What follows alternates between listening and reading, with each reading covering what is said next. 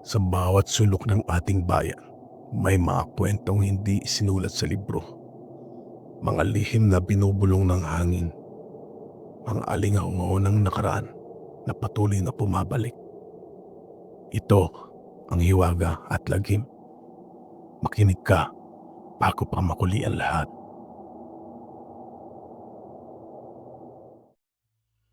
Sa panahon ngayon, halos lahat nakadepende na sa cellphone. Lahat ng tawag, chat at text nandiyan. Pero may mga mensahe na mas pipiliin mong hindi mo na sana natanggap. Mga salitang hindi mo alam kung saan galing. Mga mensahe hindi mo alam kung kanino nang galing. At minsan, galing paro sa mga taong matagal nang wala. Ito ang kwenta ni Lisa.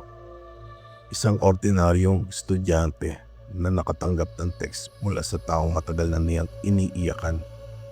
Isang taong 2 buwan nang patay. Gabi ng Martes, tahimik sa dorm.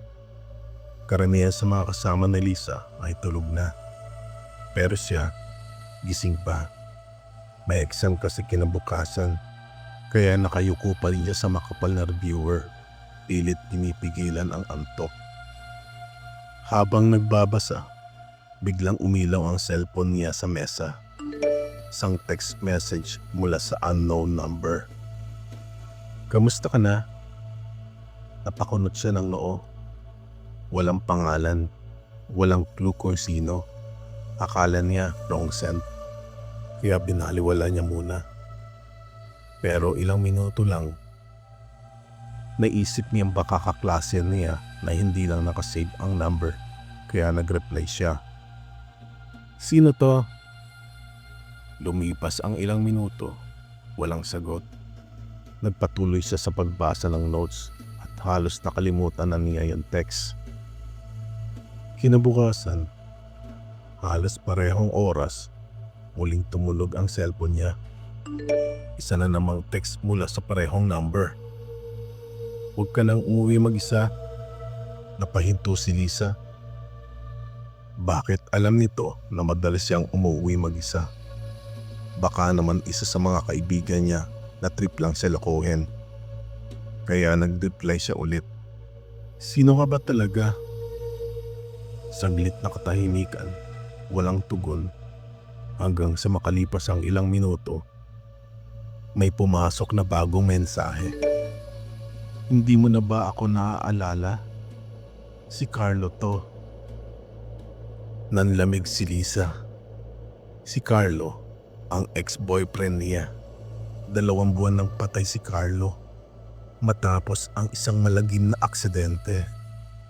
Kinabukasan, pinilit ni Lisa na kalimutan ang nangyari. Sa isip niya, siguradong may nagjo-joke lang.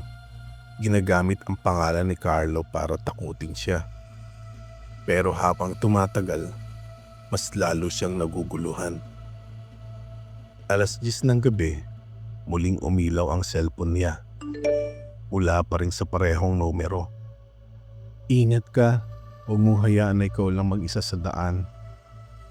Humigpit ang hawak niya sa cellphone. Nag-reply siya agad. "Sino ka ba talaga? Paano mo nakuha ang number ko?" Halos ilang minuto lang, may pumasok na bagong text. "Nandito lang ako. Lagi kitang binabantayan." Napatayo siya mula sa pagkakaupo. Lumingon-lingon sa paligid ng kwarto. Sarado naman ang pintuan. Nakalak ang bintana at mag-isa lang siya roon. Pero bakit pakiramdam niya may nakatingin? Pinilit niyang baliwalain ulit. Pero sa sumunod na gabi, eksaktong oras din, isang panibagong text ang pumasok. "Nakikita kita. Nasa study table ka ngayon. Suot mo pa rin yung kulay asul mong jacket." Napakapit siya sa dibdib. Tama, asul nga ang suot niya. Pero imposible. Walang ibang tao sa loob ng dorm room niya. Doon nagsimulang manginig ang mga kamay ni Lisa. Sa isip niya, baka may nakatago, baka may CCTV, o baka si Carlo nga talaga. Pagkatapos ng gabing iyon, hindi na mapakali si Lisa. Hindi siya makatulog ng maayos. Laging gising tuwing alas 10. Laging nakatingin sa cellphone. Sa bawat tunog ng notification, para pang lumalamig ang buong katawan niya. Ilang beses niyang sinubukang hanapin kung kanino nakarehistro ang numero. Pinasa niya sa kakilala. Pinacheck sa online. Pero laging lumalabas, invalid o unknown. Wala. Kahit anong paraan, walang may-ari. Lumipas ang mga araw. Pero gabi-gabi pa rin siyang nakakatanggap ng text. At habang tumatagal, mas nagiging personal. Hindi mo na ba ako naminis? Bakit ang laya mo sa akin? Huwag mo akong takasan. Nanginginig ang kamay ni Lisa sa bawat pagbabasa. Hindi na ito simpleng prank. Masyadong alam ng taong ito ang kilos niya, ang oras niya, pati mga suot niya. Isang gabi, tinanong siya ng kaklase niya kung bakit parang laging puyat at tulala. Pero hindi niya masabi. Paano niya ipapaliwanag na nakakatanggap siya ng text mula sa isang taong patay na? Baka isipin nilang nasisiraan siya ng ulo. At dumating ang mensahe na tuluyan nagpatigil ng kanyang paghinga. Alam mo ba, nandito lang ako sa likod mo. Mabilis siyang napalingon. Wala naman siyang nakita. Pero sa salamin, sa gilid ng kama niya, saglit niyang nasulyapan. Parang may aninong nakatayo. Kinuskus niya ang mga mata. Pagtingin ulit, wala na. Pero hawak pa rin niya ang cellphone at sa screen, nakabukas pa ang huling text. Pagkalipas ng ilang araw, napansin ni Lisa na nag-iba ang tono ng mga text. Kung dati parang simpleng paalala at pagmamasid, ngayon ay mabilis, mas paulit-ulit, mas desperado. Gabi-gabi, halos sabay-sabay, sunod-sunod ang mga mensahe. Miss na kita, bakit hindi ka sumasagot? Hindi mo na ba ako mahal? Huwag mo akong iwan. Halos mabaliw siya sa kababasa. Pinatay niya ang cellphone. Nilagyan ng tape ang camera. Kinabukasan, bumili siya ng bagong SIM card, bagong number. At akala niya, tapos na ang lahat. Pero pagka-uwi, eksaktong alas 10 ng gabi, muling nagliwanag ang cellphone niya. Unknown number ulit. Wala kang takas.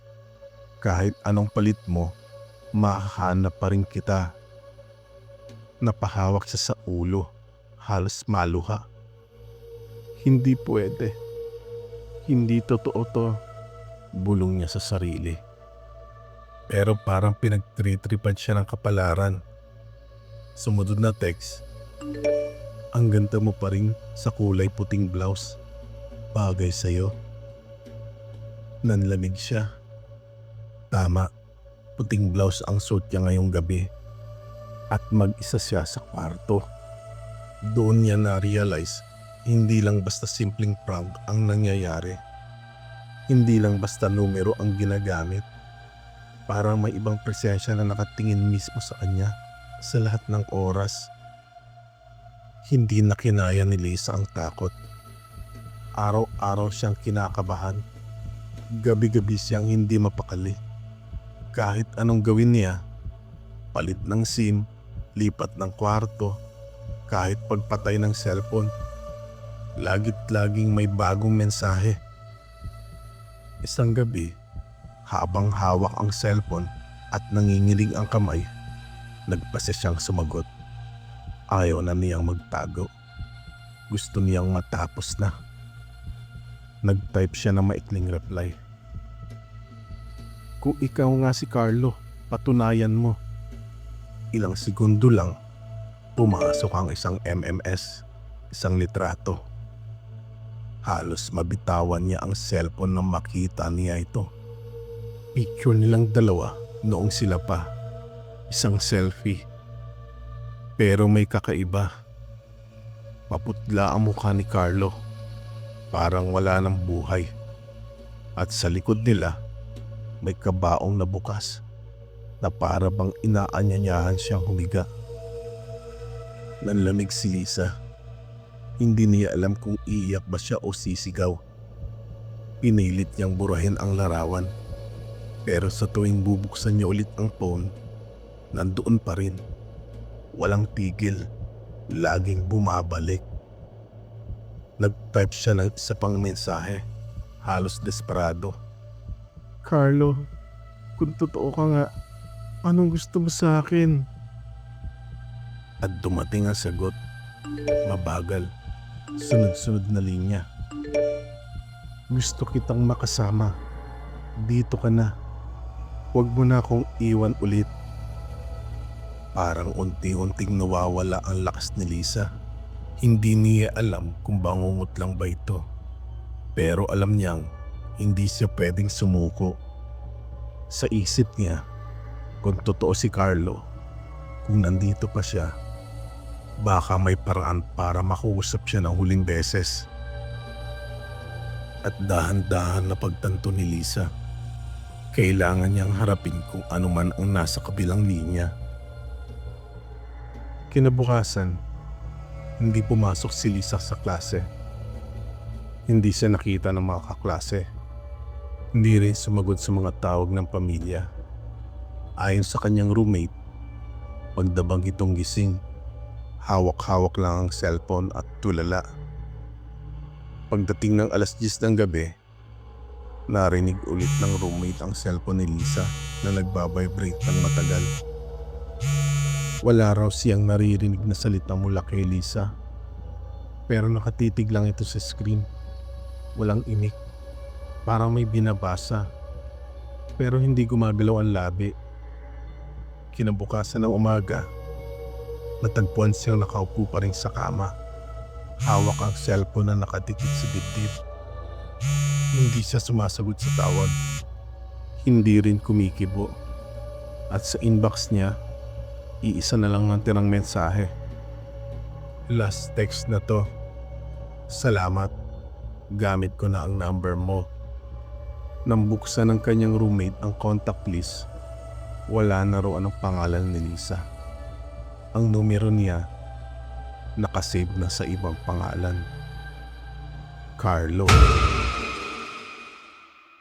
Sa panahon ngayon, madali nating isipin na lahat ng mensahe galing lang sa isang tao sa kabila ng screen. Pero paano kung ang nasa kabilang linya hindi na pala tao? Sabi nila, kapag sobrang bigat ng damdamin ng isang namatay, hindi basta natatapos ang koneksyon nila sa mga naiwan. Minsan, dadaan sila sa panaginip. Minsan, sa mga bulong. At minsan, sa pinakapamilyar na tunog sa atin, ang simpleng beep ng isang text message. Kaya sa susunod na may marinig kang notification sa kalagitnaan ng gabi, siguraduhin mong alam mo kung kanino galing. Dahil baka hindi lang basta numero ang bumati sa'yo. Salamat sa pakikinig sa kwento ng Hiwaga at Lagim. Kung gusto mo pang makarinig na mga kwentong kumakalas ko sa dilim, huwag kalimutan mag-subscribe at makinig ka ulit bago pa mahuli ang lahat.